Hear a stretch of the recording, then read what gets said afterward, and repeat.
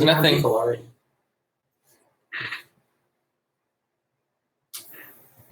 Hey, everybody. Welcome to Submissions for Smorgie Live. We are back after taking several months off from doing the live show. So we're excited to be back. I'm Mr. Greg from the Kindergarten Smorgasbord. And the mister, I'm here in the background. There's not room for me on that side of the table tonight, so you're just going to be hearing my voice. So welcome to everybody who's already here and everyone who will be joining us. We're super excited that you all are taking some time out of your evening to join us. If you're not familiar with Submissions for Smorgie Live and how it works, the way it works is that you're going to need to be logged into YouTube using a Google or Gmail account, and that will allow you to participate in the chat. When we do our giveaway prizes, you have to be present to win, and the only way we know you're present is if you're able to communicate in the chat. So make sure that you're logged in and that you can participate in the chat. Lots of great conversations and collaboration happen in the chat as well, but make sure you can get in there and go ahead and say hello and comment, and that way you know that you're good to go. Tonight, as always, for every single Submissions for Smorgie Live, we are sponsored by ESGI. And ESGI is here, by the way. And they're here in the chat, so if you have questions about ESGI and I can't answer them, ESGI is here. They'll be happy to help you. So we'll be giving away 2 one-year licenses for ESGI tonight. So a huge thank you to ESGI for always supporting Submissions for Smorgie Live and all that they do for teachers. And the code. And the code, yes, the ESGI code is Smorgie. And that code will save you $40. It'll give you a 60-day free trial, and then it will save you $40 off of your subscription price at the end of your free trial. So if you're not using ESGI, use the code Smorgie to give it a 60-day trial run. Trust me, you will love it. It's one of my classroom must-haves. And so check it out at esgisoftware.com. And again, use the code Smorgie. We're also giving away tonight 2 registrations to our Elevate conference. So 1 for Elevate Orlando, 1 for Elevate San Diego. And the way to get entered for all of tonight's giveaways is to head over to the blog, the kindergartensmorgasbord.com. You'll see the very first blog post that is there is Submissions for Smorgie Live. You click on that blog post, you'll get in there, you'll see a raffle copter giveaway. You enter 1 time with the raffle copter, and that enters you for all of the giveaways tonight, and we'll be drawing about 7:30, we'll be doing the ESGI giveaways, and then at the end of the show tonight, around 8 o'clock, we'll do the giveaways for the Elevate registrations. And again, you must be present here to win, and the only way we know you're present is if you're able to participate in the chat. So again, make sure you're logged in and participating in the chat. Yeah, so one little thing that I want to clarify a little bit is people sometimes get confused what we mean by rafflecopter, the rafflecopter link. Rafflecopter is just who we use to do the giveaway. What you're going to see is you're going to see a button that says giveaway. You can't really miss it. Once you go to the blog post, just scroll down and you can't miss it. You'll click there and your name, your email address, and bam, you're entered for all 4 of tonight's prizes. The other thing is go ahead and type hi or type something here in the chat so that you know that you're able to type. That way you're sure that you're able to type. We know that you're here. And so if you win, you're going to be able to let us know that you're here because you're only going to have a few seconds to let us know, and we're moving on and drawing a new name. All right. So here's how this works. You will submit your questions in the chat. Jason will be moderating, and so he'll be giving me the questions, and I will do my best to answer them. So the more questions you ask, the more fun we have, and the more we're able to learn and collaborate. So start asking those questions, and let's see how many questions we can get answered tonight. Let's have a lot of fun, and it's an open discussion tonight, so you can ask any questions that you would like, and we will be happy to answer them. So let's get started. Somebody just asked what to tell them the blog address again. Yes, it's the giveaway. The kindergartensmorgasbord.com. It's right there on that sign. The kindergartensmorgasbord.com is the website and the blog. And I actually just put it in the chat there again as well, just the kindergartensmorgasbord.com. One thing you might notice is that I can't put the actual period com. YouTube doesn't let you put links, so you can't put email addresses or anything like that in, or website addresses. So it may look a little funky in there, but it's the kindergartensmorgasbord.com.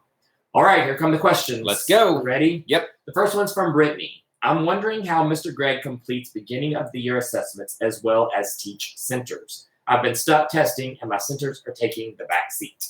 Yeah, so the beginning of the year with assessments and teaching routines and procedures can be a lot, and it can be very overwhelming to get it all done.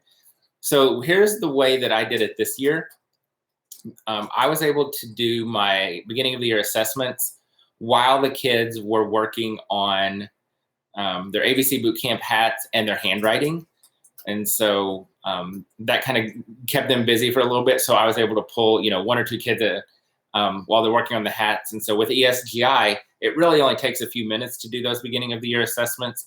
And so when the kids were working on the hats, that really gave me that opportunity to get those assessments done. Something else that I did this year, and I've always done this, but this was the first year that I've done it and used it for assessment time, is for math at the beginning of the year, one of the things I do is I let the kids explore all of the different manipulatives and counters in the classroom. And so I would give them, 10, 15, 20 minutes in the afternoon during math to just go and get those manipulatives out and play with them and explore them. And so that, they were playing and having a good time. And that also allowed me to pull the kids and do their assessments. So that's how I was able to do the assessments. And then once the assessments were done, then then it was time to start centers. So they're two kind of separate things, but I just kind of found a few minutes here and there when the kids were doing other things where I could pull the kids back and do their assessment. Next question is from Melissa. How do you introduce your center stuff before you introduce tubs? So we actually don't introduce the center stuff before the tubs. We introduce the tubs and the stuff in the centers at the same time. And we get lots of questions about this, and I think it stresses people out because they see the kids just kind of get the tubs and go off. And so the way it kind of works is the things that are in the tubs at the very beginning when we're introducing the tubs are really things that the kids can do pretty much independently and successfully without really any to very little instruction. And so, they're just, simple matching games, some puzzles, simple magnetic letter things where they can really just kind of figure it out as they play. And so kind of what happens is I'll introduce the tubs on day one and kind of talk about how you get the tubs, how we go and we sit down and we do all the work in the tub, then we clean it up and we get another tub. So I go through the tub process, and then the kids take the tubs and they go and, they get to work in the room, and I'm moving around kind of helping them and, saying, hey, this is what you're going to do. I might show them one or two examples and then off they go. So that's kind of how it works. So really the centers are being introduced at the same time that the tubs are being introduced. So they kind of work together in tandem. This one is from Denise Oldfield. She said she just started ABC Bootcamp. How many instructional minutes do you devote to it on a daily basis? So again, we get this question a lot. And at the beginning, and I'm going to give you a couple of different answers. At the beginning of ABC Bootcamp, it's going to take about 35 to 45 minutes because they're getting used to the routines and the procedures and the expectations. They're not yet ready for anything really independent. And so the hats really take up a big part of that 35 to 45 minutes because they have to be done step by step whole group. But as you go through ABC Bootcamp, that number of minutes will come down because the kids will be able to do the hats much more independently. And so we actually wrapped up ABC Bootcamp today. At about day 13, I was able to really pretty much fully release the hats to the kids to do independently. And that really saves a lot of time during ABC Bootcamp. So the beginning, you're looking at about 35 to 45 minutes. And then, as you get to about that halfway mark of ABC Bootcamp, you're looking at probably 20 to 25 minutes. We've got some more bootcamp questions. Let me find it. This one's from Chelsea. She said, how do you teach handwriting? She's using bootcamp this year, and just the handwriting page takes forever because the kids are struggling so much. So with the handwriting, first thing we do is morning message. And so whatever the letter of the day is, the kids write that in the morning message, which initially, very first thing in the day gives me an idea of how we're doing with the letter formation and how we're holding our pencil. And then we do the handwriting page, which is I explicitly model how to do the letter, how to form the letter. I explicitly model how to trace the letters, and then how to do the actual letter writing on the page. And then I let the kids do it, and I'm walking around giving them support and reteaching as needed. And so for the kids who really struggle, what I might do is pull them up to my table and work with them a little bit while everybody else is working independently. And again, as you go through boot camp, their fine motor skills are going to improve because of the hats. So you're going to see the writing getting a little bit better as well. And so another thing is that's the last step before the kids go to centers. And so once we introduced centers, it was also motivating them to focus on that handwriting, to do their best handwriting so they could go to centers.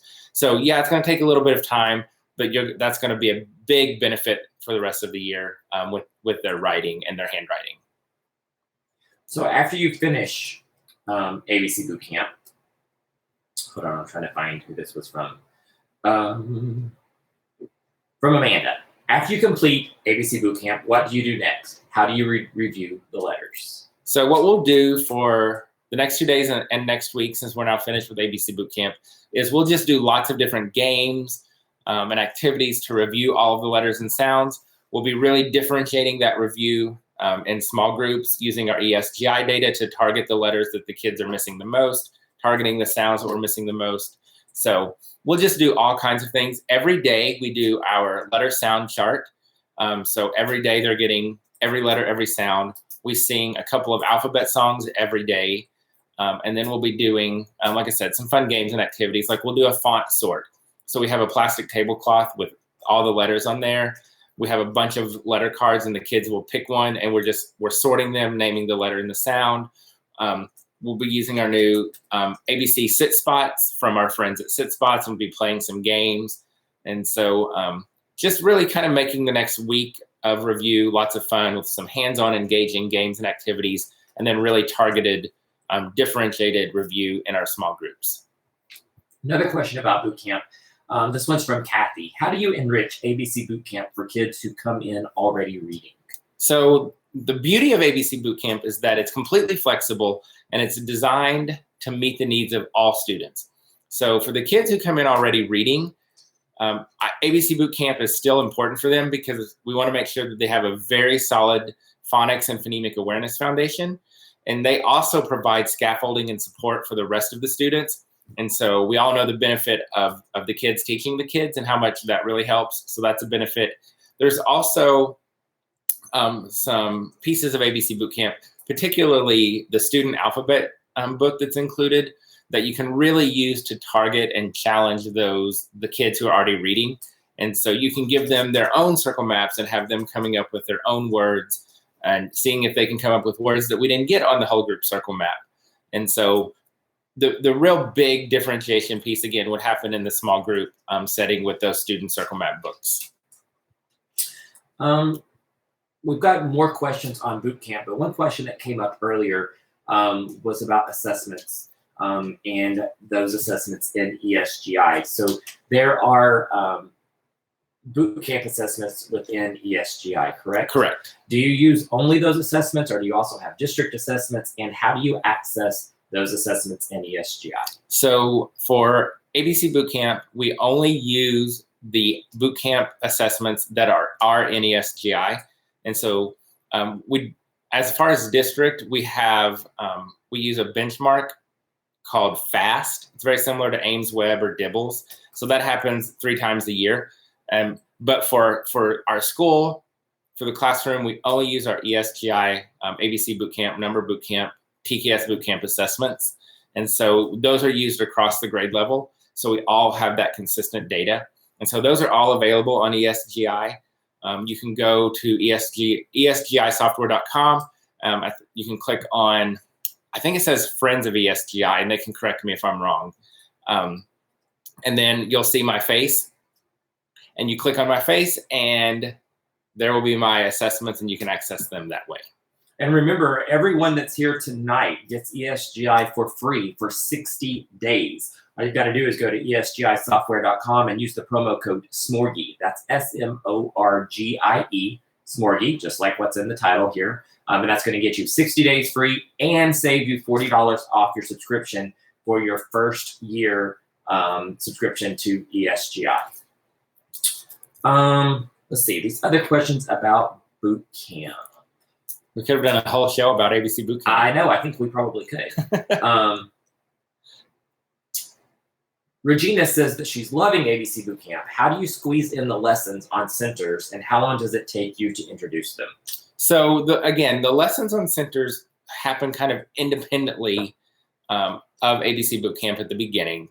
And so when we get to that second week of school, when it's time to introduce centers, you know, we're still doing ABC Boot Camp. It's still very much a whole group activity at that point. So once we are wrapping up ABC Boot Camp, then what I'm doing is we're just going to do centers, and I'm not going to do a small group. I'm not pulling anything. I'm not doing anything else. We're just going to go sit and we're going to learn how to do the tubs, and the kids are going to go work on the tubs. And all I'm doing is walking around, monitoring, making sure that everybody's following the right procedures. And so when we're introducing the centers at the beginning of the year, it really is a dedicated few days, week of me just teaching them centers and nothing else really happening.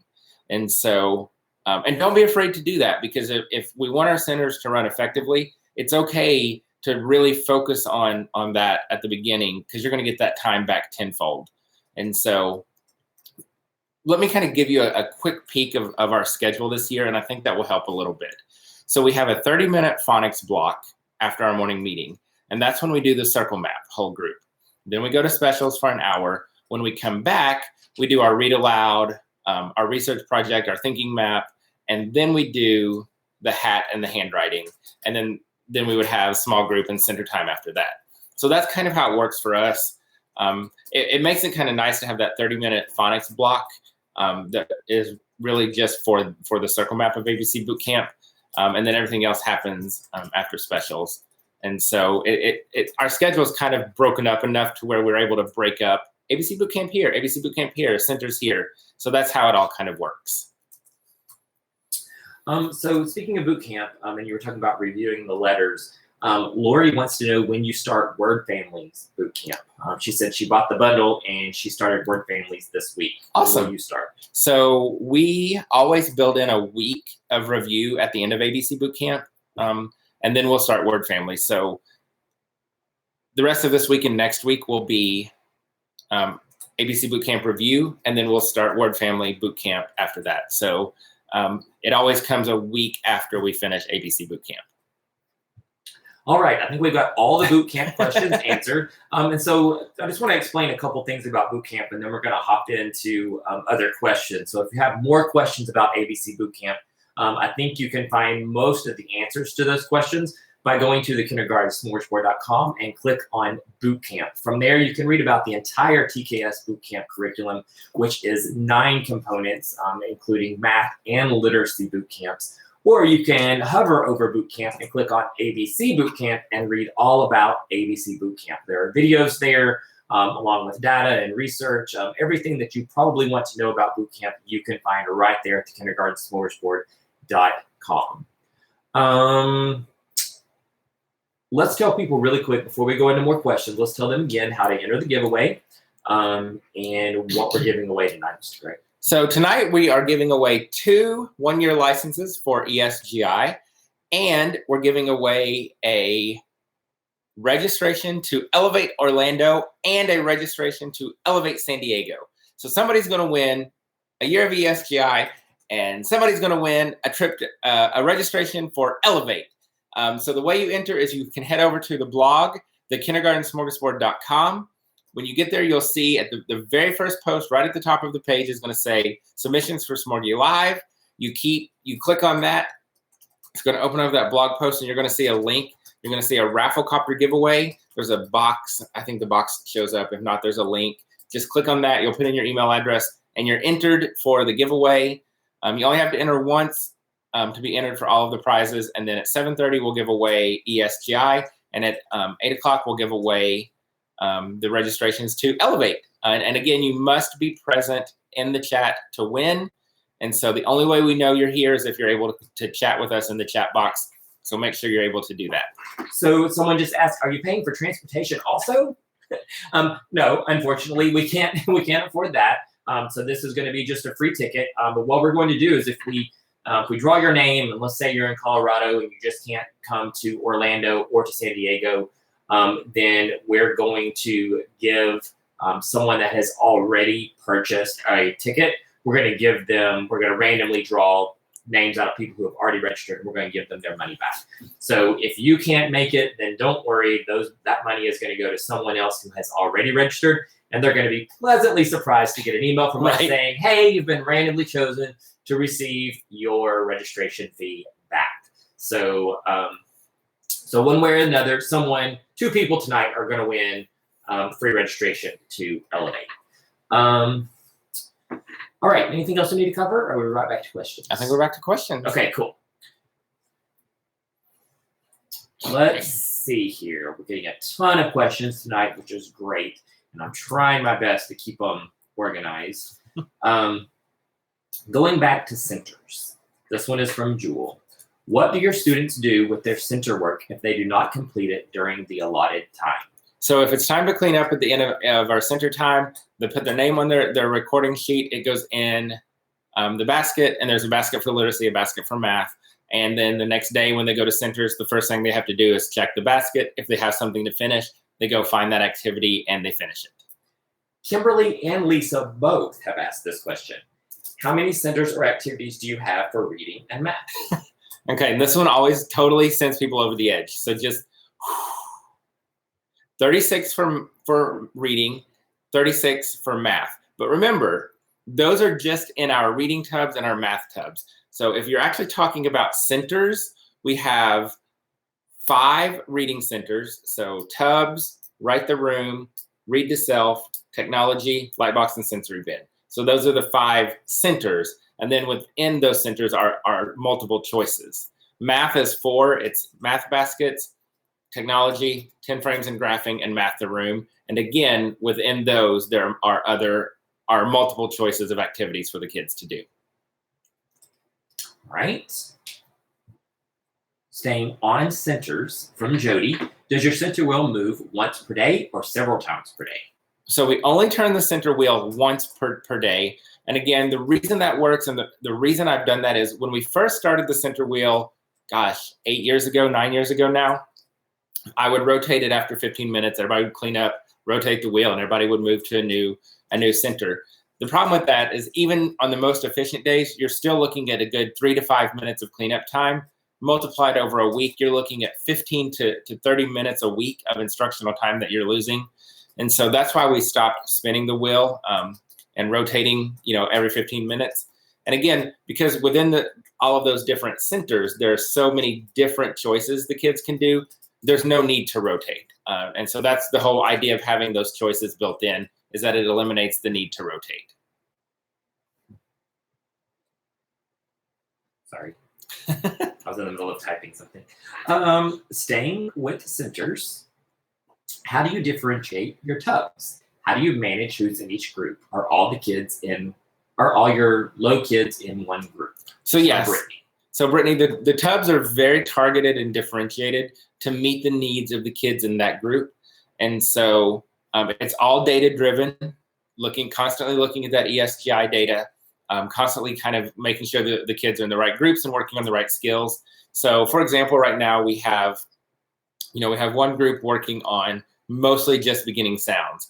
We have a couple of groups working on letter recognition, uppercase, lowercase letters, and a little bit of beginning sounds. We have a group that's working just on letter recognition, and they're really just working on uppercase letters or lowercase letters. And so we're really just targeting what the kids are needing to work on at that time. And so they are very much homogeneous groups. And so, and again, that's to allow for that differentiation and allow for them to work on the skills that they need to work on. Staying with centers, Let me make sure I'm getting the right one that I want to get.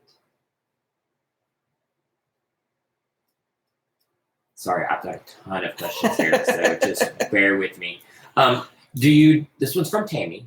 Do you do math and literacy centers at the same time? We do not. Literacy centers are in the morning during our ELA literacy block. Math centers are in the afternoon during our math block. From Kathy, how do you differentiate your centers? So I kind of touched on that just a second ago, but really it's about targeting the skills that the kids need. So, right now we have a group working on just beginning sounds because that's where they are. We have a group working on beginning sounds and letter recognition. We have another group working on letter recognition and a little beginning sounds. And then we have a group working just on letter recognition. So really it's about looking at the data and targeting those centers for what the kids need to work on. So it sounds like the kids do not have to go to every center. They do not. And so it's not a must do, have to do, can do, might do, will do kind of thing. So if you're going to centers, you look at our center wheel and you can go to tubs or write the room. And they can pick either one of those and they can go do the tub. And if they want to do the same tub over and over again, they are fine to do that. If they want to do a tub and then go do a write the room and then come back to a tub after write the room, that's fine too. But there's no requirement that they have to do every tub or every center. How often do you change your tubs? The tubs get changed about once a month. And that's what I'll do once a month is I'll take all 36 reading centers out and put out new ones. I'll take all 36 math centers out and put out new ones. But every couple of weeks to keep things a little fresh, I'll take a couple of things out of the pink tubs and shift them to the purple, shift purple to green, green to blue, and then put out a couple of new things for the pink group. So everybody sees a couple of fresh new things every couple of weeks. And that, it takes 10 minutes to do that. When I do change out all 72 of the math and literacy centers, it takes about 45 minutes to an hour. It's super duper fast. From Megan, how do you pull small groups during centers if you only have one center per day? How long is your center time? So we have an hour of literacy centers and about 30 minutes for math. And so again, it's not just one center. So the kids have two center choices, two big choices, tubs, write the room. When they get to those, they've got a bunch of other options that they can do in those centers. And so they've got tons of choices, tons of things to keep them engaged for an hour. So the kids are all over the room working in their different centers and different activities. And I'm ready to pull small groups. I'm just going to call the names of that group. They're going to leave their stuff, come to my table, do the small group guided reading, and then they're going to go right back to wherever they were and get right back to work.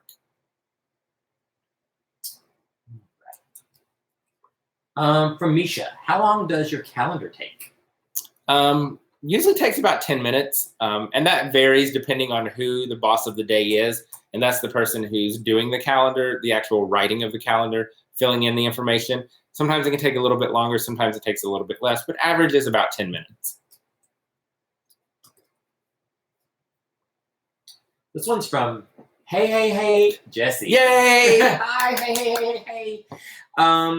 So this is not regarding centers, but she wants to know how you keep in contact with parents to let them know how their child is doing. So I use the Remind app to keep in touch with parents, as well as some parents provide, email. We do it through email. But my main way to communicate is with the Remind app.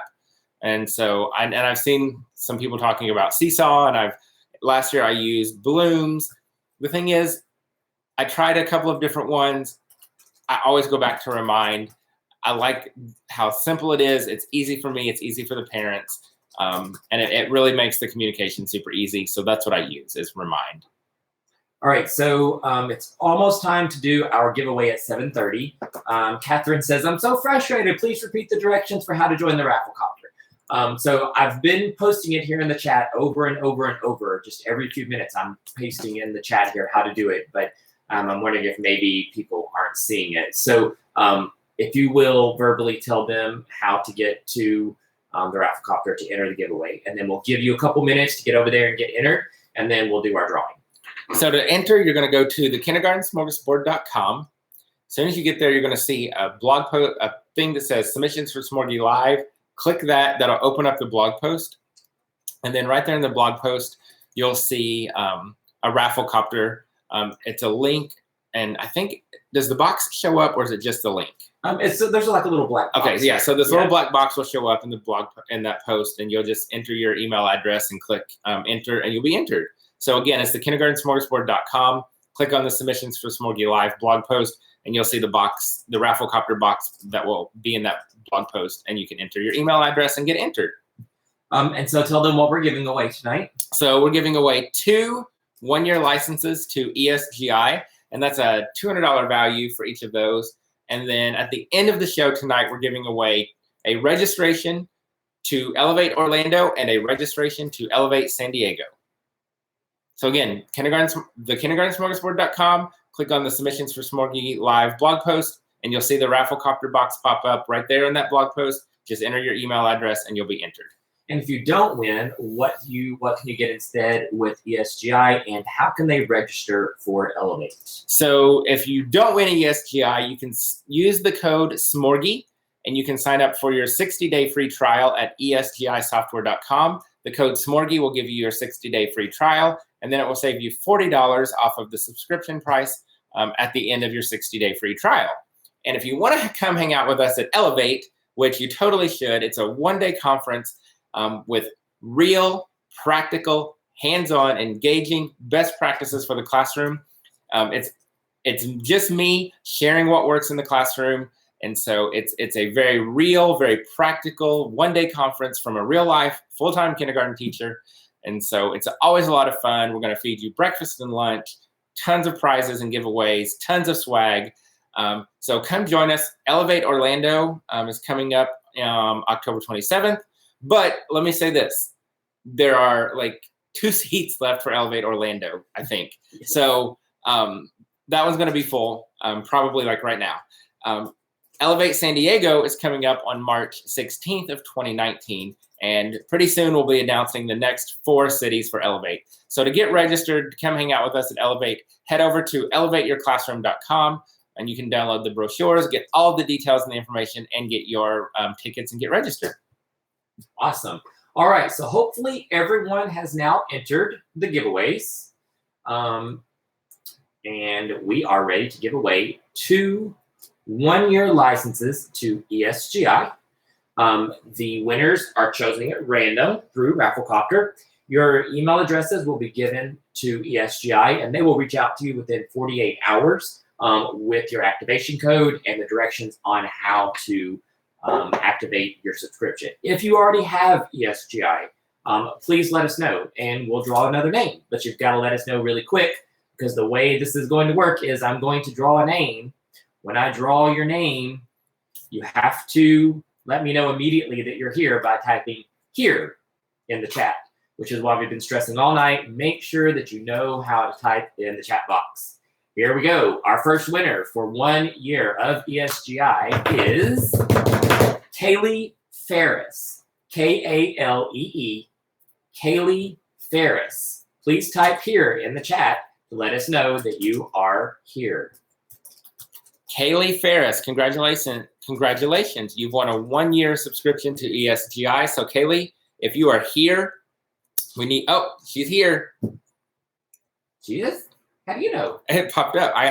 You can see? I can see it. I try not to look at it, but I saw her name pop up. Oh, it pops up faster for you than it does for me. Interesting. Cool. All right. Well, yay, Kaylee. Congratulations. So your email address will be given to ESGI, and they will be in touch on how to activate your prize.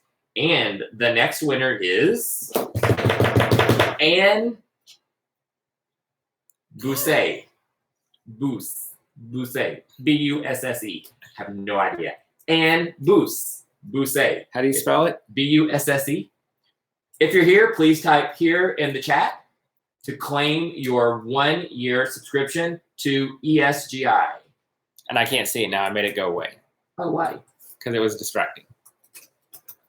Because I was seeing things ahead of time, and I always wanted to answer all the questions. Oh, okay, got it. Woohoo! She is SLC Brand Break. That's Anne Awesome. Busse. Awesome. All right, congratulations. Yay. And everyone was paying attention tonight, and everyone typed right away. And y'all, that's a big deal, because that's our biggest struggle with our giveaways, is getting them out there and getting people to respond quickly, because I think a lot of times people they're not logged in and they're not thinking about it maybe. So anyway, yay, congratulations. And I wonder, and I'm going to ask this, and you'll have to see what the responses are. So we're doing it differently this year. So normally we use Google Hangouts as the way this kind of goes out live to the world, but we're not using Google Hangouts. We're actually using YouTube, and so I'm wondering if it's a much better experience. So there's not so much of a delay in the broadcast, and it just makes things a little bit easier. Probably. I wonder if people notice a difference in the quality. Like, maybe. Just wonder what people are seeing on their end. Maybe so. Yeah. So just want to repeat that if you entered the giveaways tonight, you still have a chance to win. We have 2 more that are coming up, and who knows? As I'm sitting here and I'm taking questions and compiling questions, I come up with more things to give away. So you never know. We may give away more things between here and the end of the broadcast. So my notes are no use. So, but we're still definitely giving away the things that are on your notes. Okay. Which are? So we still have a Elevate Orlando registration to give away and an Elevate San Diego registration to give away. Yes. Oh, and someone just asked a question. Are you going to go through the missed questions later? So yes, if you are familiar with submissions for Smorgie Live, you know at the end we always try to do a lightning round, and that's where we fly through the questions and we get them all answered really quick. I make Greg do it quickly, which is sometimes difficult, but I do. I have a lot to say. And another thing that I want to make sure you're aware of is that you only have to put your question in there once. More than likely, I have gotten it and I've compiled it and I'm going to ask it. But I try to do them in chunks. So if we're talking about centers, I try to ask all the center questions together, so on and so forth. Speaking of, let's get back to it. All right. Oh, and I have to say, since everybody followed directions so well tonight, y'all get a gold star. I thought you had come up with the giveaway. Yes. All right. This one's from Jennifer. Do you have any tricks on teaching how to use scissors? We're doing the silly hats, and I'm finding that some students are really struggling cutting out even the simple versions of the hats. And that's okay. Remember, it's the beginning of the year. A lot of our kids, especially now, because of these things right here, our kids are coming in with no fine motor skills. And that's one of the benefits of the hats, is that over the 26 days of doing 26 hats, you're really going to see a big improvement in their cutting and fine motor skills. On our tksstore.com, we have a cutting and tracing freebie. You can download that, and it gives the kids some really good cutting practice. We also have our back to school research project, which teaches the kids how to use the school supplies, including scissors. But I think keep it up. Keep working with the hats. And at the end of the 26 days, after cutting out all those hats, you'll see a big improvement in their cutting skills.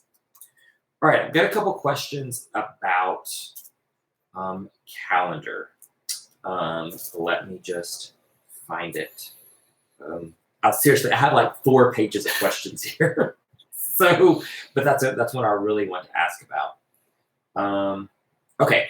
From Melissa, in your calendar math, I noticed today in your video, you don't do all of it at once at first. How often do you introduce each page? So it really depends, again, on the group, how every class is different. So it really depends on how they're handling each piece. And in the blog post I did today about calendar, I said by October, we pretty much have all of the pieces there, and it's flowing smoothly for the most part, as smooth as it can go in kindergarten. So it really kind of depends on how they're doing. So, it might be 1 a week, 1 every other week. Kind of just, it's just really based on the kids. Where's my other math question? How often do you introduce a new page to your math calendar? So again, about every week, every other week. From Alexia, how do you introduce Write the Room? So Write the Room is one of the first centers that we introduce right after the tubs. So initially when we introduce Write the Room, it's just the kids get a piece of paper, a pencil, and a clipboard, and we teach them to walk around and write any words that they find. We really kind of focus on the circle maps. That's a great place to get the words, names in the class. So they're just writing words on blank paper. And then after a few days of doing that, then we introduce the Write the Room, the thematic Write the Room that we have. And again, the way we do it is I do the Write the Room by groups. So I take the pink group over there on Monday and I show them, hey, these are your write the rooms. It's in the pink bucket. You can pick, you have community helpers or you have apples. Which one do you want to write? And they pick, and then we go as a group and we walk around. We find the cards that are on the wall. We find it on our paper, and then we write it. So when I'm introducing it, it's very much a small group activity with me, with the group, going around the room, doing the write the room, and then we're able to release it to them. From Christine, when in centers, how do you ensure they are correct? That was a center question I missed earlier. So the way our centers are created and differentiated, they're really targeted to where the kids can be 95% successful. And so that right there makes it so that they're almost always going to do them correct. And then, of course, when I'm transitioning between different small groups, I jump up out of my seat, walk around and monitor. And so that's how we do it. The recording sheets also provide another layer of accountability. And of course, during guided reading in small groups, I'm kind of glancing around the room. And if I notice that somebody's not doing something right, I might say, hey, check that answer. Or I'll know when that group is over to go and help that student. From Kimberly, are you familiar with Eureka Math? I am not. I've heard the name, but I'm not familiar with it. From Jenna, what specific strategies do you have to accommodate ENL learners, particularly those with very little English? So most of you may know this, most of you may not. I am EL certified. My class usually runs 80 to 95% ELL. And so that's a pretty standard over the past 4 years. Same this year. This year we have 4 or 5 languages in the classroom. Most of my kids enter the classroom speaking little to no English. And so kindergarten is very much EL. It's very EL appropriate because it's really about visuals. It's about modeling. It's about being physical, physically moving and doing. It's about repetition. And so those are all of the things that EL or ENL or ESL learners need. And so the strategies that you're doing in your kindergarten classroom are the strategies that will work for your EL kids as well. Hands-on, kinesthetic, music, visuals, modeling, scaffolding, all of those things are really going to help your EL learners. And I do want to say this because I get this question a lot. You're going to have students who come in as EL and they may be in their silent phase and they may not talk and they don't want to talk. And the worst thing we could do is push them and force them to talk. And so if you have kids who are not speaking, who don't want to share, who don't want to talk, that's okay. Let them be, let them build up their confidence, feel safe and comfortable, and they will start talking when they're ready. Here's a question from Angela. She wants to know how you introduce flexible seating. What does day 1 look like? So it's a little bit different for our classroom because we don't have stuff. And this whole social media push to have stuff to do flexible seating has added this whole other layer of introducing flexible seating, because when you have the more stuff you have, the more procedures and routines you have to have, which means you have more stuff to introduce.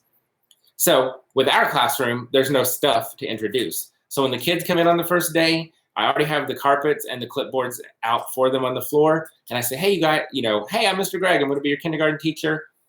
In our classroom, we don't have any tables. We get to do everything on the floor. And you can sit on the floor. You can lay down on the floor. You can stand up if you want. And so you can go anywhere in the room and you can lay down and you can do your work, or you can sit down and do your work. And that's how it gets introduced in the classroom for us, because that's all there is to it. If you have other stuff, you would gradually introduce the other things with explicit procedures and routines and expectations for each of those things. That's something that, I don't know, I struggle with. I see a lot of stuff posted on Instagram and just social media in general about all the stuff in the classrooms and all the things that people are doing. And I think it's great. There's nothing wrong with it, but I'm not a classroom teacher, but if I was, I would probably be stressed out. And I see a lot of this on social media, people saying like, oh my gosh, I'm stressed out. I can barely get through everything I need to get done in the day, let alone these big elaborate whatevers, you know? So so it kind of goes hand in hand with the flexible seating thing and all this stuff. There's just a lot of stuff out there anymore. It just makes my brain hurt sometimes. And I think, I don't want to get on a soapbox, but I think social media gives us, there's just that pressure to do big, flashy things. But our kids don't need that. They don't always need that. Right. What they need is for me to show up every day and be happy and excited to be in the classroom and be willing to meet them where they are. I don't have to do this, and I don't have to do that, and I don't have to do this and that, and I don't have to buy this and buy that. I just have to show up and be excited, be prepared, and love my kids and be the best damn teacher that I can be. Yeah. And that's all it takes. And if you have the time and the money, absolutely, and you want to do those things, by all means, go for it. But if you've got 3 kids and, you know, they're all in basketball and football and doing these other things, and you're a teacher and you've got all this other stuff you got to do, I don't know that I can't imagine having the time to be crazy. No, and the thing is that not only do we now have all of that social media stuff, y'all, I can't even tell you how much stuff gets piled on me every week at school that my admin and my district expect me to do. Last time I counted, I'm up to like 15 hours of stuff that I'm supposed to do every week. And that's not even counting. That's not the actual teaching part. That's just stuff. And then I've got all the social media pressure and all of this. And you can't. And there's no way to do that. And when you try to do it all, what ends up happening is that you burn out and you're stressed out and frustrated, and you take it out on kids and you take it out on your significant other, and you can't do it all. And so what your kids need is for you to be the best you possible. I think social media puts a lot of peer pressure on teachers because there's these groups and there's, you know, all the teachers follow all the teachers, and the teachers are all seeing the same things, and they're seeing certain things, and they're like, I can't do that. Oh my God, I need to be doing that in order to be a good teacher, and I just don't have the time to do that. Yep. And I love and that's something that we're big about here at the Kindergarten Smorgasbord, and that we talk about Elevate, is that the ideas that we try to give you, they're practical, they're easy, they're cheap. Anyone can do them. It doesn't take a lot of your time. That's what we focus on here, are practical, easy things to implement in your classroom that are going to engage your students the same as some big elaborate something. Yeah. So. And will you see me do a room transformation? Yes. Yeah, you did one. I did the big, huge dinosaur one last year. Yeah. And then started this year, we decorated a little bit for ABC Boot Camp. I've got a couple of other ideas floating around in my brain that I might try this year. But the thing is if I don't do them, I'm okay with that. Right. And if I do them, awesome. But just because I'm doing it, am I going to say, hey, y'all need to do this, or set this as, this is what you have to do to be a good teacher? No, of course not. I'm going to do what I want to do and what I'm able to do. And that's what we want everybody who's watching and everybody who's follows us on social media to do, is to be the best teacher that you can be. Well, some of the pushback that we hear sometimes just from the simple things that we share when we're doing a Facebook Live, you know, we share, 5 or 6 ideas from the Dollar Tree or whatever. We'll hear people say, oh my gosh, I don't have the time to do all of those ideas, or I don't have the money to go buy all those things. We always remind people we're not expecting everyone to do all of these. These are just ideas. And so I think that that's what people have to remember when they're on social media too, is that those are just ideas. That's just something that a teacher has done in their classroom or their school, and they're sharing it. It doesn't mean you have to do it to be a good teacher. But I think, unfortunately, sometimes it comes across like that. So anyway, there we go. We got on our soapbox. And questions just piled up. All right, so let's talk back to them. We only have a little bit before it's time to do our giveaways, our last 2 giveaways. So this one's from Kate, and she says, I'll use a lot of hands-on centers, and most of the kids love them, but I have one student who does not want to do centers. Do you have any suggestions to help motivate him? I would talk to him and find out the things that interest him, sports, certain characters, and then try to incorporate those into your centers, because that will engage him, because he's like, ooh, Minecraft. So, maybe you can make a couple of Minecraft themed centers, something like that. So really find out what his interests are and incorporate those into centers, and that will probably motivate him to want to do centers. Here's another ABC Bootcamp question that I missed earlier. This one's from Leslie. She's on maternity leave, and she returns in October. Do you think it's too late to begin ABC Bootcamp? Oh, My students have been at school since mid-September. no, absolutely not. And that's the beauty of ABC Bootcamp, is that it's completely flexible. So when you go back in October, absolutely go for it. From Shannon, can you speak to Writer's Workshop with TK? I'm excited to implement it this year. Any tricks or tips, any recommended materials to make the independence and management easier? So my recommendation for Writer's Workshop is Writing Through the Year from Dee Dee Wills and Deanna Jump.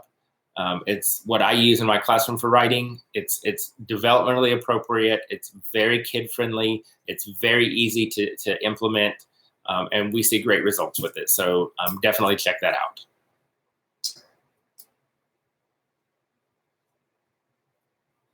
Here's another center question. It's from Andy. How long do you teach tubs in each hippopotamus before starting the wheel?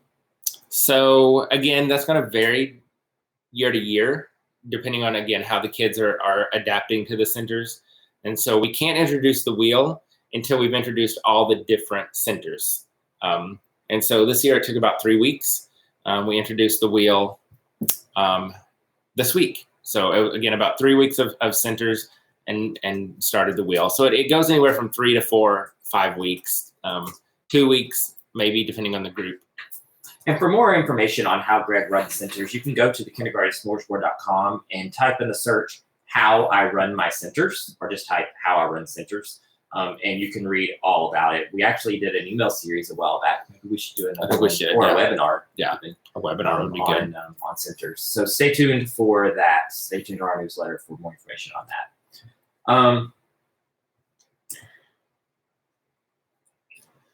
Here's one from Lisa. How do you introduce addition and your get in my boat activity? I used it last year, but I feel like I missed the intro on how to do the activities. My kids loved it for subtraction this year. Please help. So believe it or not, we introduced addition last week, and this week we introduced subtraction. And people are always amazed by that. But yeah, the first 9 weeks of kindergarten, we've already introduced addition and subtraction. And so we introduced those skills as a very concrete idea. Addition is put together. So we're literally using, one finger, you put them together, you've got two. So very concrete at the beginning. Same with subtraction. We do 5 little monkeys to do subtraction. And so we get on the bed or we get off the bed. How many do you have left? So it's all about taking things away. And so we introduced addition and subtraction last week and this week, and then we'll do them again in several weeks. And that's when we'll do the get on my boat, get off my boat activity. And it's just a matter of reviewing, what addition means, what subtraction means, and just, going through, okay, I need 3 people to get on my boat. How many people are on my boat? And now I need 2 more people to get on my boat. How many people are on my boat? 5 people. Oh my gosh, 3 plus 2 equals 5. And so because we've already introduced that idea of adding and subtracting as put together and taking away, then it really just kind of lends itself to the get on my boat, get off my boat activities. This one's from Charlie. How do you help struggling learners that are just not getting the letters even after intervention and boot camp?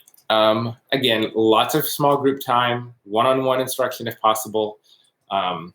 We have an intervention time during our day. The kids are getting pulled out during that for very targeted, intense small group instruction. And then if they're not getting it at all, there could be more going on. But just, really keep hitting those letters and sounds every day. Try to get hands-on kinesthetic activities where they can feel the letters. A letter tracing book is a great way for kids who aren't getting the letters.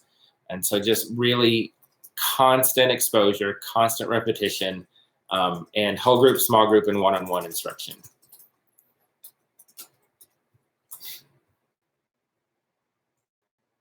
From Hillary, what is your routine when using the word worms? So the word worms are something we created several years ago as a way to motivate the kids to learn sight words.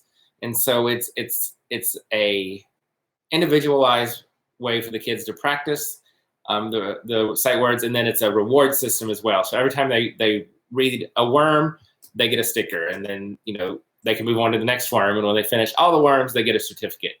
And so I use it starting in the spring as a big final push at the end of the year for sight words.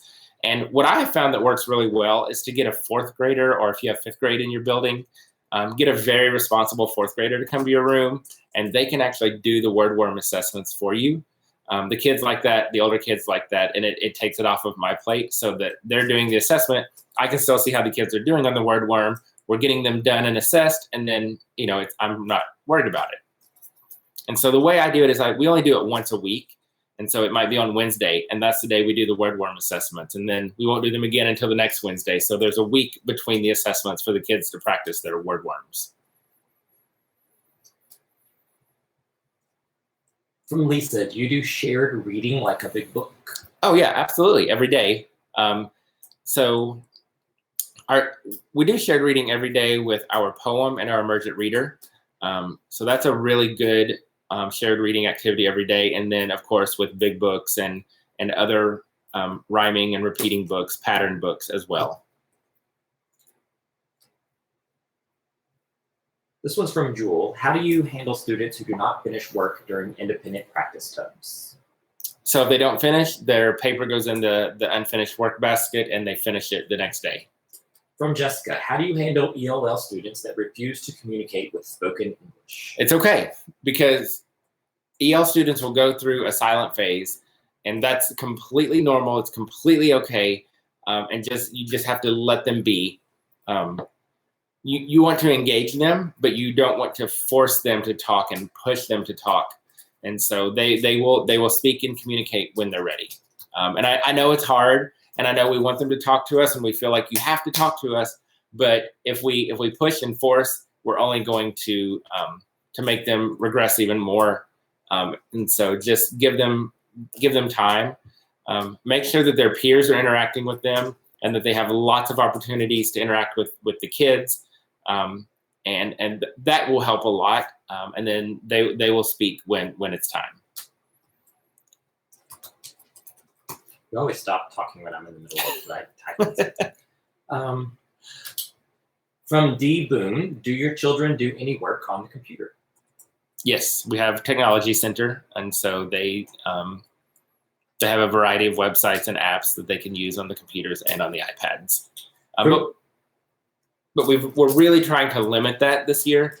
I think the kids are getting way too much exposure to the screen at home and outside of the classroom. So we're really going to limit their technology time in the classroom this year.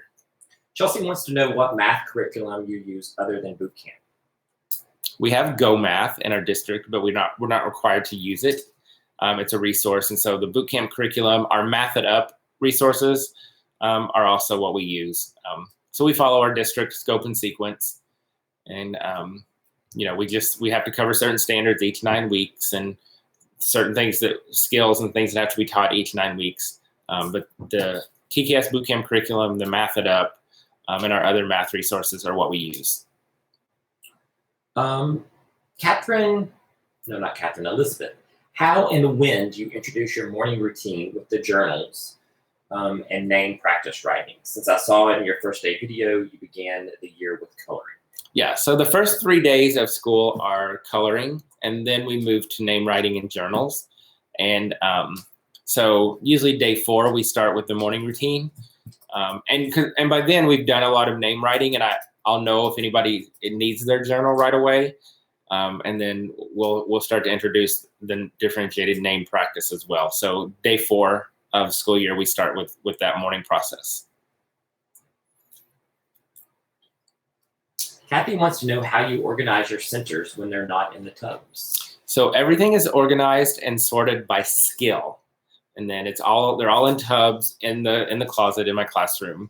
And the reason I do it by skill is because it makes that process of changing out those centers super, super easy. And so let's say I need to change out a couple of centers. I need some CVC words for a couple of my kids. So I can go into my closet. I can literally, in my mind right now, picture where the tub of CVC word stuff is. I grab that tub. I can pull out a couple of activities, throw them in the tubs, and be done. So that's why I sort them by skill. Because if they're sorted by theme or by month, then of course I'm digging through a bunch of Halloween stuff or pumpkin stuff to find a CVC word center. Whereas by having them sorted by skill, I can just grab that CVC word tub and grab out what I need and be done. All right, it's 8 o'clock. Let's do some giveaways. So we're going to be giving away a registration to Elevate Orlando and a registration to Elevate San Diego. So the way this will work is we'll announce the winner, and then I guess in the chat, or do you want them? Let us know that you're here in the chat. And you can right away, you can let me know, like, hey, I'm not going to be able to come. Like, if we draw your name and you can't come, let us know immediately. Say, I'm here, I can't make it. And we'll immediately go ahead and just draw another name tonight. But if you're not sure, if you think you might want to come, then just hold tight and we'll send you an email. But you have to let us know here in the chat that, oh my gosh, I'm here, I'm the winner. And then you can let us know if you can make it. Yeah. So let us, if we call your name, let us know you're here, and then we'll go from there. Yes. And so here's the thing. Elevate Orlando is the one we're going to draw first. Elevate Orlando only has 4 seats remaining. That said, if we sell those 4 seats right away and I need to open more seats, I have the ability to do so with the video. So if you're wanting to come to Elevate Orlando, you have between now and Friday to either register or get your name on the waiting list. So if we sell out, I'm going to compile the waiting list, and on Friday I'll see how many people are on that waiting list, and then I'll see if I can get you into the conference. So if you want to go to Elevate Orlando, you must register now. Do not wait. But this person gets to go for free. And her name is Karen Scissor. I hope I pronounced that right. SCARYN SISS hyphen CICIORA. So Karen, are you here? If so, please type here in the chat. Maram Nash typed here, but Maram Nash, are you Karen Scissor? Karen Scissor, are you here? Let me type her name in the chat. Jennifer Lawson says here. Guys, only type here if you're the person that's winning.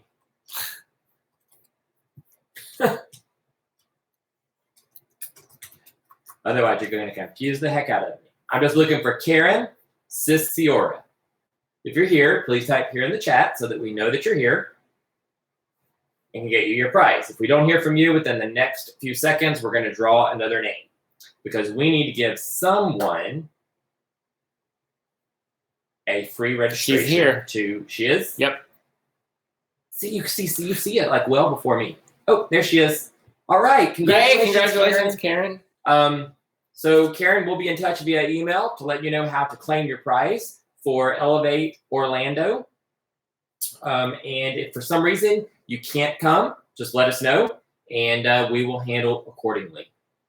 All right, so now we're going to do Elevate San Diego. And again, Elevate San Diego is coming up on March 16th of 2019. And so those tickets are selling quickly as well. So if you want to come to Elevate San Diego, get those tickets at elevateyourclassroom.com and join us at Elevate San Diego. Yeah, we're just in October and we're already halfway sold out for San Diego. And it's not until March. Yeah, so it's going to sell out. So don't wait on that one. Don't wait till the last minute. Help me out by going ahead and registering now. Because the earlier you buy your ticket, the easier it is for me to get everything ordered. All right, here is the winner for Elevate San Diego. Samantha Tharp. Samantha Tharp, if you are here, you have won a free registration to Elevate San Diego. Just type here in the chat.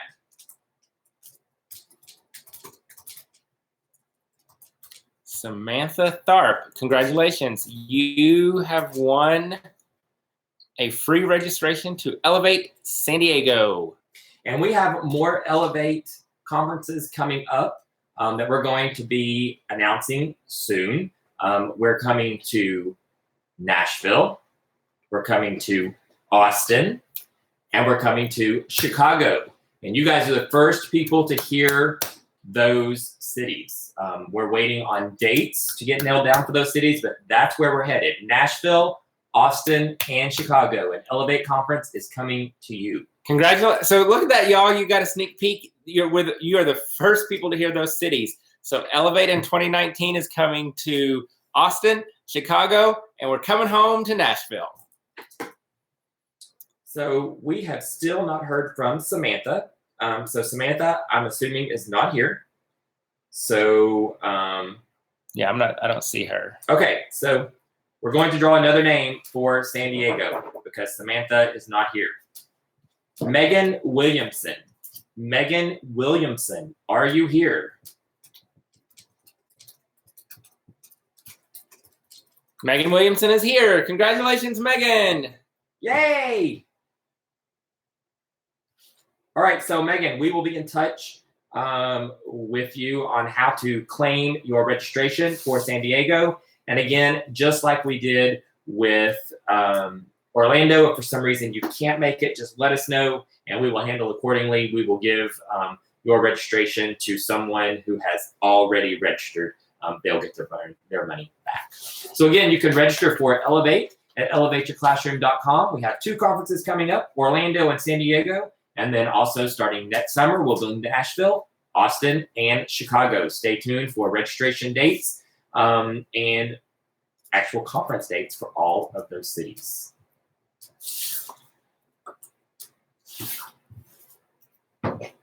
All right, so ready for a lightning round? Let's do it. It's 8:10. So again, we're having people asking about dates for Chicago and Austin. We don't have those dates yet. We don't have dates for any of the 2019 conferences other than San Diego. We're still waiting for our hotels to get back to us and confirm the dates are available. So we can't release dates yet, but as soon as we have them available, we will release them to you. All right, here we go, lightning round. The way the lightning round works is I'm going to ask the question. Greg's going to answer it as quickly as he possibly can. Correct, babe? And yes. then we're going to move on to super fast. Question. So the first question is from This Teacher Lists. If your question did not get answered thus far, it's probably going to get answered right now. If it doesn't get answered right now, ask it again in the chat really quick when I get to the end, and we'll get it answered for you. First one, from This Teacher Lists. Do you use Echo Dot in class? I do not. It will not connect to our school Wi-Fi. From Kara, my kids don't want to wear the headbands. You ever had that? Oh yeah, every year we have 1 or 2 who don't want to, and that's fine. They don't have to. But usually what happens is they see the other kids and how much fun they're having, and they'll get on board. From Catherine, we are using Seesaw to connect families to our work. Are you using anything like this? We use Remind.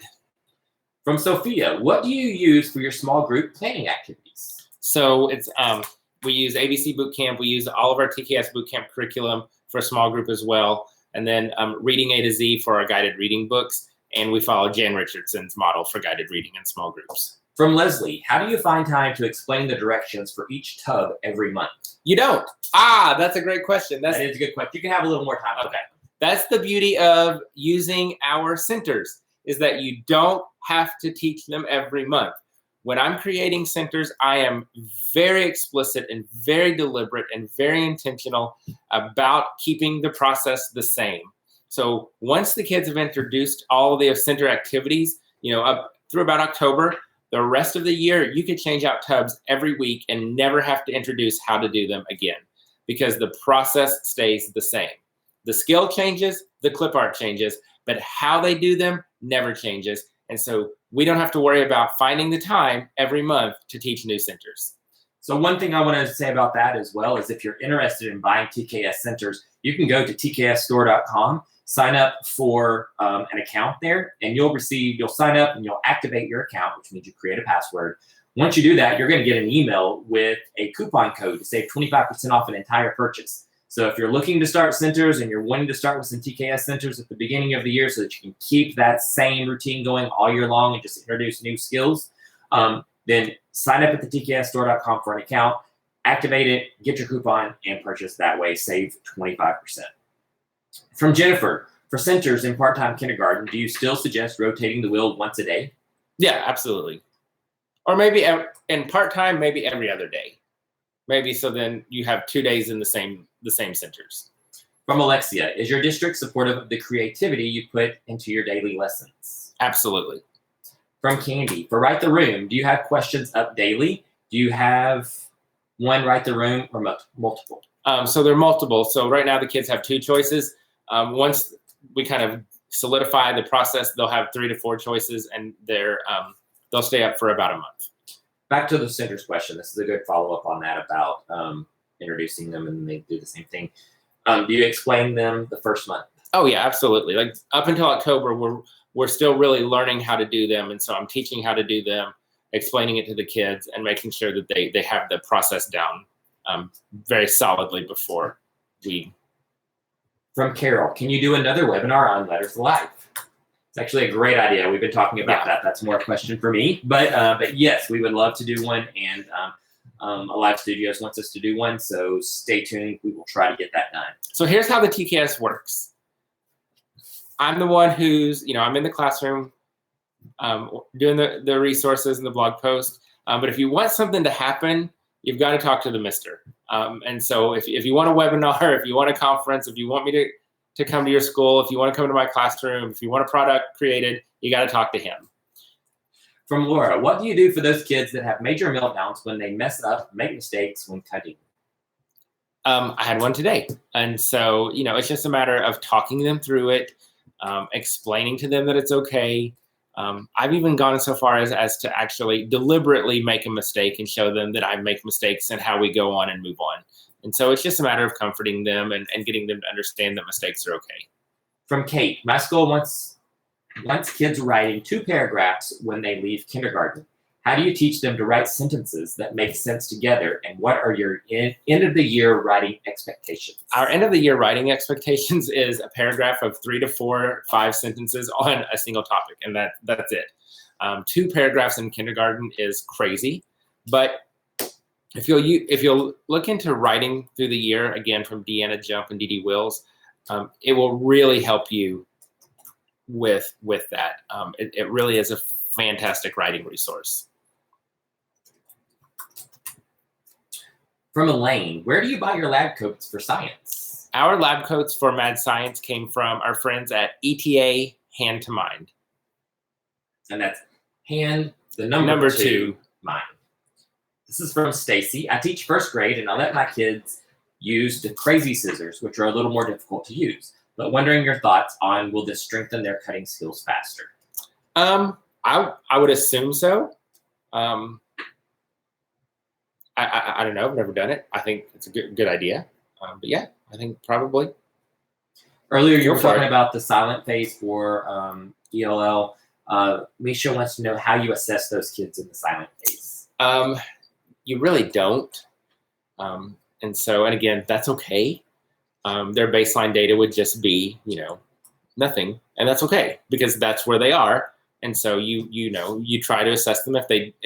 If they're not doing it, then that's okay, and you move on and you wait until they're ready. From Stacy, what is your behavior management plan? I have a few kiddos this year that don't want to work on their morning journals, centers, even when given choices, etc. What positive reinforcements do you use? So we have the trampoline, of course, that we use in our classroom.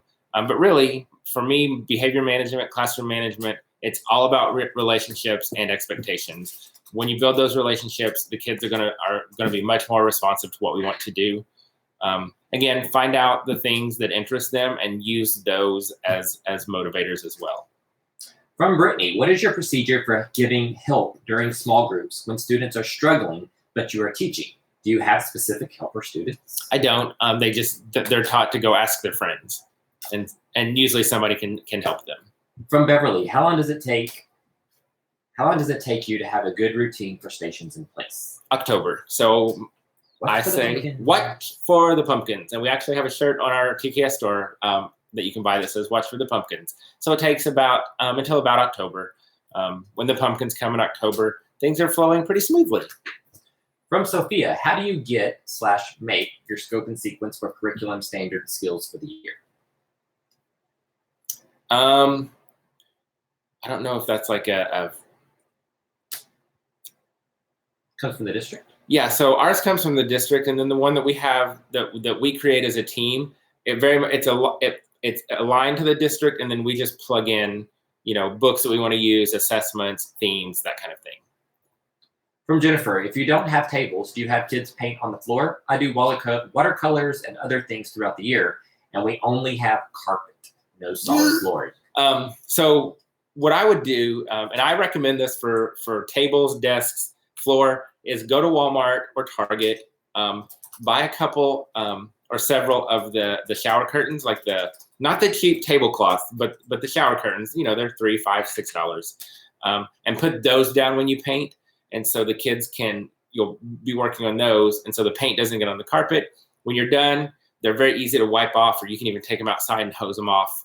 And then, if they get super dirty, you can throw them away and buy another one. But the shower curtains are great for cleanup when painting. Questions from Kersey. How do you teach your math lessons? I have a wide range of ability and trying to figure out the best route to teach.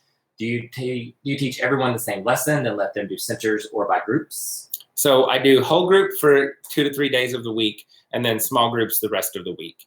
And so the whole group allows us to introduce the skill, kind of give them a little bit of a foundation. Then the small groups allow us to differentiate and target and meet all of their needs.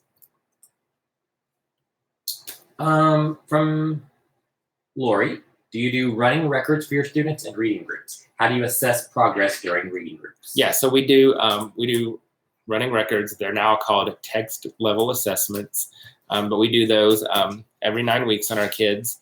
And then of course, informal running records are happening throughout, and that's how we judge their progress. That along with ESGI assessments every Friday based on the skills that we're doing that week. From Stacy, do your students work independently at Tubbs or in partners? Do they pick partners? Either one. They can work by themselves or they can work with friends as long as they're in the same group. Does that go for math and literacy? Math and literacy, yep. From Amy, how do you handle extreme disruptive behavior in your classroom, especially when you're flying solo? It's hard. It's a real struggle. I always try to involve admin, the special ed teachers, the counselors, try to involve as many people as possible, and teach the kids to ignore it as much as possible. From Catherine, what's your take on scripted lessons and watered down content in a reading series? Shouldn't we be pulling in books and modeling reading behaviors through those? Yes, we should. And that's what you should be doing in your classroom, is that you should be building a love of reading and reading amazing children's literature to the kids, diverse children's literature to the kids, and modeling your love of reading and your excitement for reading. From Sarah, hello from New York. I love the way you teach. Do you have any videos that show how you introduce and conduct reading and writing workshop? What are your favorite materials for these subjects? So we have several videos on doing our shared reading, our read alouds, our research projects. I think there might be one video on YouTube with us doing writers workshop. And so for readers workshop, we're looking at, our read it up creations, our research projects, our TKS bootcamp curriculum things. So there are several videos out there to cover those things. This is from Jen. What is your math adoption? We do Engage New York, and addition to subtraction is not really introduced until the second quarter. We have Go Math, but again, our district has a scope and sequence, and that's what we go by. We don't really use Go Math. From Amber, I may be moving to flexible seating because my number of students keeps growing and my room is on the small size. How would you introduce this mid-year? Again, just number one, don't start with a bunch of stuff. Just start giving them choices. And so you could start tomorrow and say, okay, today you can sit at your desk, you can stand at your desk, you can sit on the floor, or you can lay on the floor. That's flexible seating, period. Full stop, because it's all about giving them choices. And so you could do that tomorrow by giving them those 4 choices, and you've implemented flexible seating. Speaking of, Sarah wants to know what are best practices for energetic and fidgety students in the classroom. Flexible seating. Give them the choice of where to sit. They may stand up, they may lay down, they may stand on their head. As long as they're working and not bothering other people, that's okay. From Kamala. When you have whole group instruction, do the students sit on the bath mats? No, they do not. When we're doing whole group instruction, we're all sitting together on our Rugs Alive carpet from our friends at Alive Studios. And so the only time that they're free to sit wherever is during independent work or centers. Whole group instruction, we're all together on the carpet. From Kimberly, during boot camp, how perfect do you want their printing to be? Not perfect at all. I want them to do their best. But again, this is their first time working on the letters, first time doing handwriting. And so it's really just about doing the best that you can. And then, we keep working on handwriting all year long. And so do I want scribbles? No. Do I want it backwards? No. So those big glaring things we work on, but if it's not perfect, that's okay. All right, we've got 3 questions left. All right. This is from our friend, hey, Jesse. I saw on one of your Facebook Lives you were working with a little girl one-on-one. I think you were saying the letter sound and having her finger trace the letter. Yes. Is that activity in one of your products? It is actually a freebie on the blog. You can just go search for letter tracing book. It comes from Jan Richardson, and it's a very research-based, very, very powerfully effective way to help kids learn their letters. And we have tons of freebies at the tksstore.com. Again, that's just tksstore.com. Everything that's in that store is exactly what we have on Teachers Pay Teachers. The pricing is exactly the same. The difference is you're buying directly from us instead of through Teachers Pay Teachers. Some of the things we might have on there that wouldn't be on Teachers Pay Teachers are freebies, and there are tons of freebies in the TKS store. So head over there and grab some freebies. From Lori, where do you get your poems? So the poems are all available on our website. You can go to Not on tksstore.com. No, the kindergartensmorgasbord.com on the blog. In the resource section, there's a link to our poems, and so that you can get them all there. They're all poems that we've used in the past, or I find online, and then I just take the actual poem and turn it into the cute little poems that we use in our class. From Barbara, how do you get your kids to not be so chatty and listen to you? I'm having a major classroom management problem. Please help. So the wireless doorbell is a great way to get their attention. And so we just work a lot on respectful listeners, being good listeners, hands on your lap. We listen with our ears. And, I have the kids wiggle their ears. And so that's a big one to get them to understand that we listen with this and not this. And so, we have a quiet mouth. We have listening ears. We're looking at the person who's talking. So just lots and lots and lots of practice and repetition. So we've had 3 people ask this question, so I think I'm going to make sure that I ask it. Do you give homework? And if so, how much and what? I do not give homework. My kids have 3 things to do for homework: read, practice sight words, and play. And that's their homework. Last question. This is from Chad. How do you fit it all in? I have really slow workers and fast workers. That's the beauty of kindergarten, is that we all have all kinds of slow workers and fast workers, and all kids from all different levels and backgrounds. And so you just do the very best that you can. And you know that every day is going to be different, and you're not always going to fit it all in. And that's okay. And so that's how you do it. It gets a little easier as they get more independent throughout the year. But you don't fit it all in. I never fit it all in, and that's okay. All right, we did it. We made it through another Submissions for Smorgie Live, our first one of the new school year.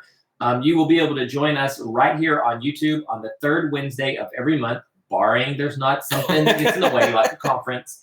And if so, we will let you know, but you can stay tuned to all of our social media, as well as our newsletter, to stay up to date on all things TKS and on the dates for Submissions for Smorgie Live. But again, it should be the 3rd Wednesday. The 3rd Wednesday. And I think that's it. All right. Well, as always, we always close by saying thank you for joining us. And more importantly, thank you for all that you do in your classroom and for your students every day. And remember, all your kids need from you is for you to show up and to be excited and passionate and to be the best you that you can be. And they just need to be loved and cared for. And so thank you for all that you're doing for your kids. And I know it's the beginning of the school, and it's way overwhelming. And so thank you for taking time to join us and for making your classroom the best possible place that it can be for your students. And thank you for being the best representation of teachers and our profession out there. And as always, if you need us, feel free to reach out to us on social media or by email. We're here to help. So thank you again for joining us. We'll see you all next month for the next Submissions for Smorgie Live. Bye, everybody.